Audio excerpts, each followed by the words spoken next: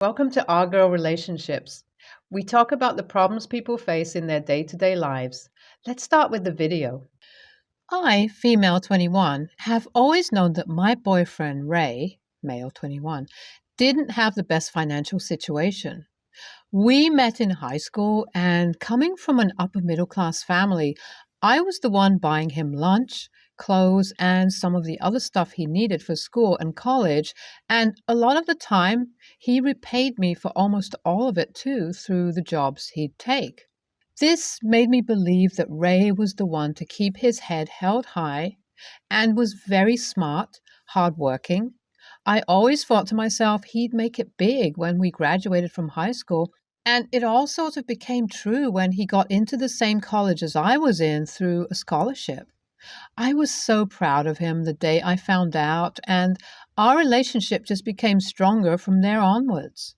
Nothing really suspicious went on all these years. Ray's financial situation definitely got better, but of course, like I said, him being from an extremely underprivileged background, it was nowhere close to the financial stability I had, and one that my family expected. That is where the problem first started.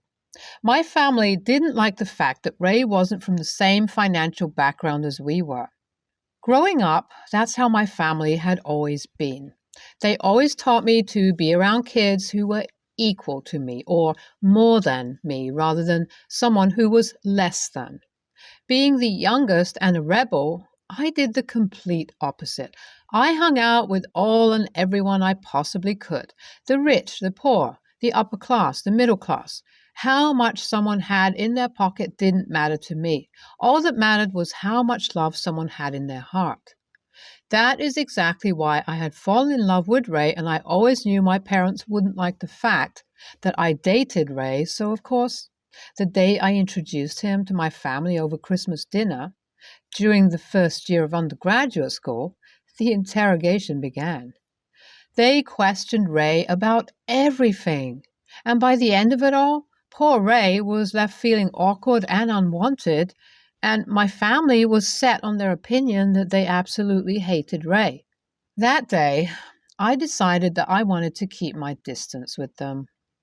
But of course, you know how it is with family. I couldn't go completely out of contact with them. I spoke to them here and there, met them at important family gatherings where Ray would be present too. They treated him cordially and honestly for the time being. That was more than enough for me. Years passed this way. Ray and I graduated from undergrad college and have embarked on our journey of living like adults. It's definitely not been an easy one. Both Ray and I, being freshers, we don't get paid very much, so when our anniversary came around, I didn't expect Ray to get me a huge gift because I couldn't get him anything either. So you guys can only imagine how shocked I was when he did not only take me out for a beautiful date night, but also proposed to me with a gorgeous ring which looked very expensive and very familiar. I said yes to the proposal, of course, but I immediately had questions about the ring. So I started asking him about it the day after the proposal. My interrogation was met with avoidance, denial, and then annoyance. Ray's reaction was very unlike him, and I started to get very suspicious. We argued, and under a state of anger, I gave him back the ring and drove myself to my parents' place because my mom had invited me over for dinner. Well, I get there, and my mom notices the upset look on my face and starts asking me about it. I couldn't really hold it inside myself, so I pulled out my phone, showed her a picture of the ring, and told her everything that went down. The look on my mom's face, as if she had seen a ghost, told me that something very wrong had happened. She didn't say a word after that. She seemed like she was in an absolute rush. She just pulled out her phone and called up my older sister, Emma, and I felt my heart falling in my stomach as my mom uttered the words, "We found your ring." It immediately clicked to me. The ring that belonged to my sister, Emma, who too had gotten engaged a couple of weeks ago. Ray and I were invited to the engagement party. I immediately figured out where he stole the ring from. I began crying from that point because I was truly disgusted at what Ray did. I started calling him and blowing up his phone because I knew my family, who already had so much hate for him, wouldn't leave him and things wouldn't end well for him. I kept calling and he went completely MIA. I knew I couldn't do much except for calling.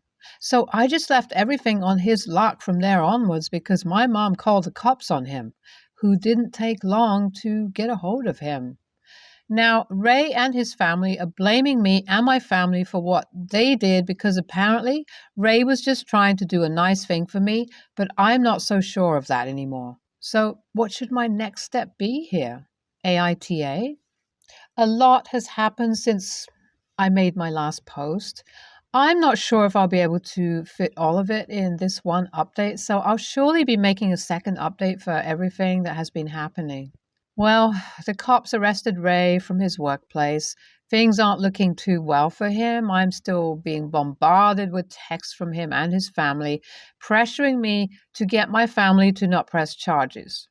Unfortunately, though, as much as I want to do that, I can't. I know what Ray did was very wrong, even if it was a one off situation. My parents haven't been saying much, so hasn't my sister. Everything just feels quiet, scary, and heartbreaking, mainly because I feel terrible about the fact that Ray sort of just proved whatever my parents had said, thought about him. I know they're very disappointed in me and my choice, and so am I. After so many conversations with Ray and him knowing full well how my parents were and how much I just wanted to show them that we could make a life for us without their support, it just felt like everything came crashing down. It still sends shivers down my spine how coldly my very loving sister spoke to me when she found out about everything that happened. The way my mom talked about how much in panic my sister was just broke my heart into a million pieces. I wouldn't blame them a bit if they end up putting Ray in jail for all of this because, like I said, none of what he did was excusable at the slightest. Right now, there's not much to say other than that. I know it's only time that will unravel whatever is outside this quiet, dark, and scary tunnel. I'll surely keep you guys updated about it all. Hi everyone. A lot has been going on lately, which is why I haven't been able to update a whole lot. Well, for starters, my parents reached out to me and called me over because we needed to talk. When I went over to their place, they sat me down along with my sister and her fiance. I expected things to be an absolute mess, but I was surprised when everyone around me was surprisingly calm and composed. My parents and sister also went as far as to comfort me after they saw me in an utter state of panic. When I realized that this wasn't them ganging up on me and them genuinely wanting to talk, I calmed down a bit, and after that happened, we got to speaking. My sister told me that after thinking about it all, she decided to not press any charges on Ray. Seeing that I was the only one shocked at my sister's decision, I realized Emma probably had this conversation with my parents beforehand. Emma patted me on my back, telling me that the fact that she got her ring back, which costs a lot more than what I thought, by the way, she realized that she didn't want to uproot the life of a guy who was as young as I was for a one-off incident. I was honestly speechless, especially at the fact that my mom and dad both agreed with what she was saying. I immediately broke down and we just shared a moment of silence where my dad confessed to me that he sort of understood why Ray might have done what he did. I'm not sure what he meant by that, but the comfort and assurance was very much needed. Emma and my mom also told me that what they did wasn't especially for me. It was out of a concern they had for Ray. We hugged, comforted, and apologized to each other, and I left their place. Well, that happened, and then I also got the chance to meet Ray, finally after so long. The meeting was very intense. Ray broke down, apologizing to me immediately as soon as he saw me. He confessed to me how he had only done all of this to impress my parents, apparently. It didn't really make any sense to me, just as it probably wouldn't to many of you guys either.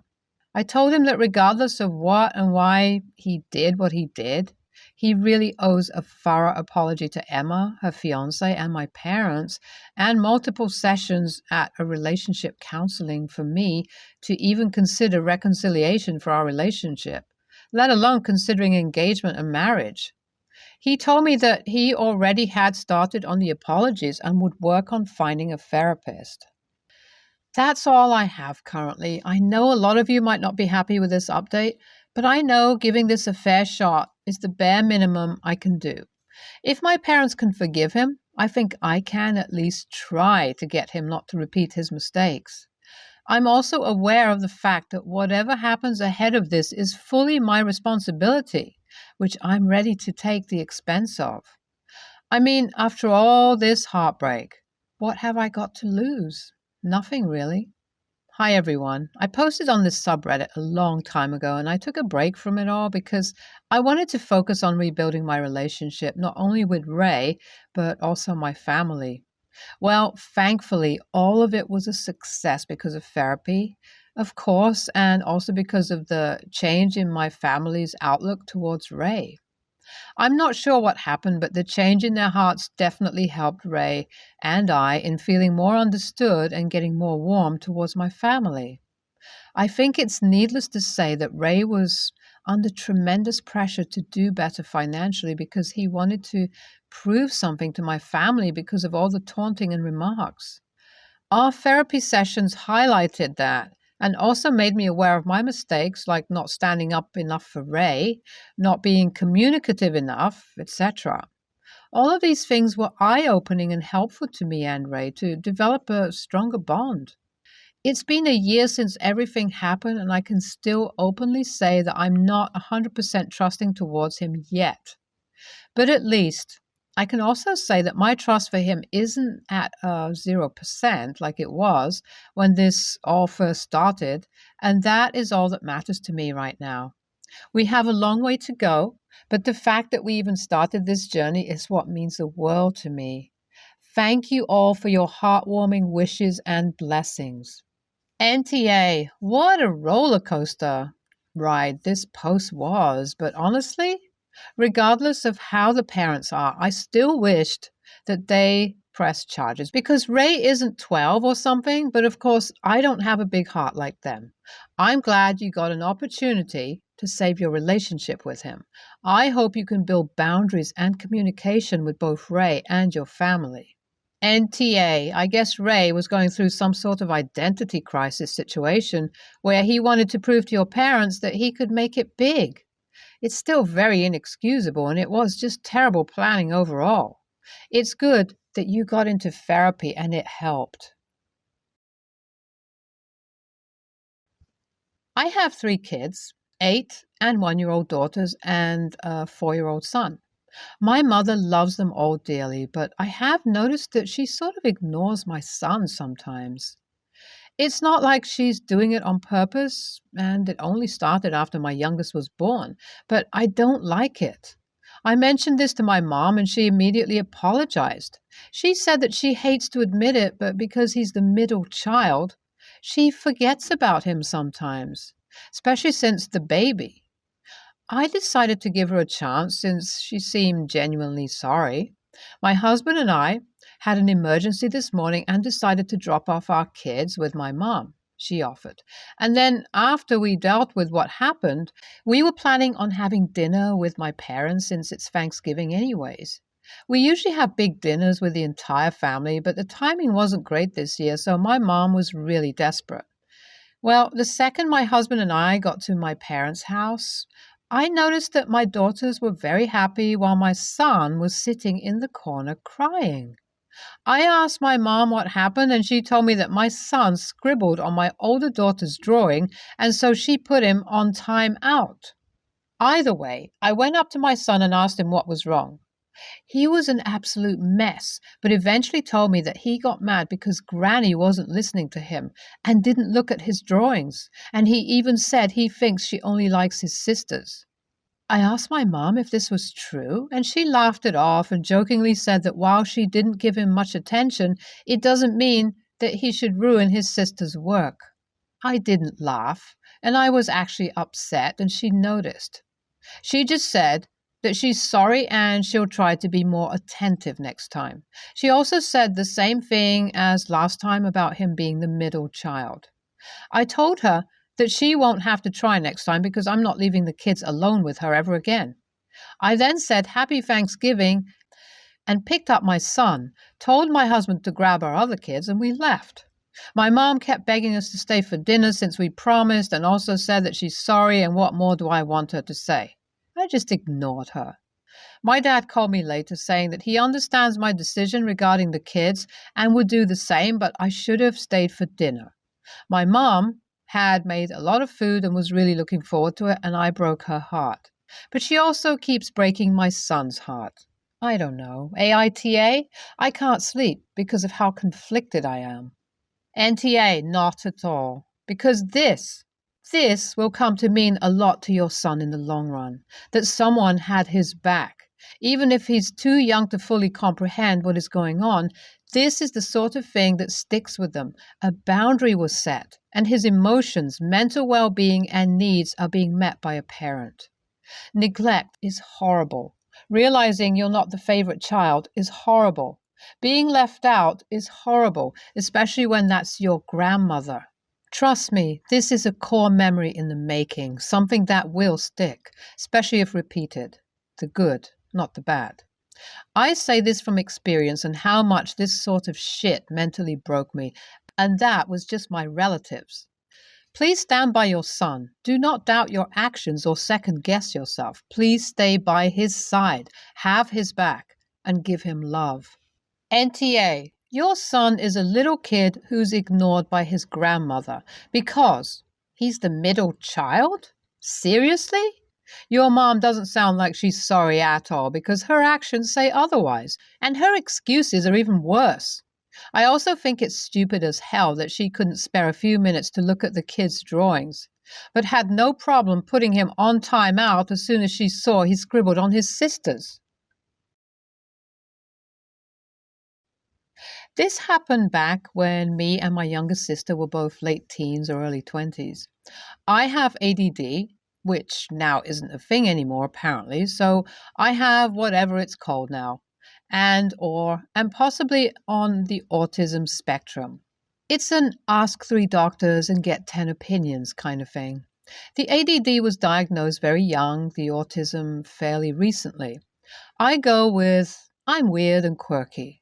I've always been sensitive to certain sounds. High-pitched and loud sudden noises are especially unpleasant. Well, one of my sisters was very loud. She had to make her point and emphasized everything she said. I know she wasn't trying to be loud, but she never believed it when it was pointed out to her. This is where my dog comes in. He was a small dog, Sheba, and he had a citronella collar because he would bark at neighbors. For any that don't know, the collar releases a spray of a very strong citrusy smell anytime the dog barks. Dogs find it unpleasant. Most people do too. I would set the collar off before putting it on every few days to make sure it was working, so I knew exactly how loud something had to be to set it off. I knew my sister was louder than that. One day, my sister was playing around with my dog. She leaned over and said something like, "Who's a good boy?" And my pup's collar sprayed her right in the face. I was lucky enough to be present and just lost it. My sister got all huffy and said I was TAH for laughing, and my dog's collar was too sensitive. I still think that moment was the validation of years of telling her to stop yelling. Best part is that she got sprayed 2 more times after that.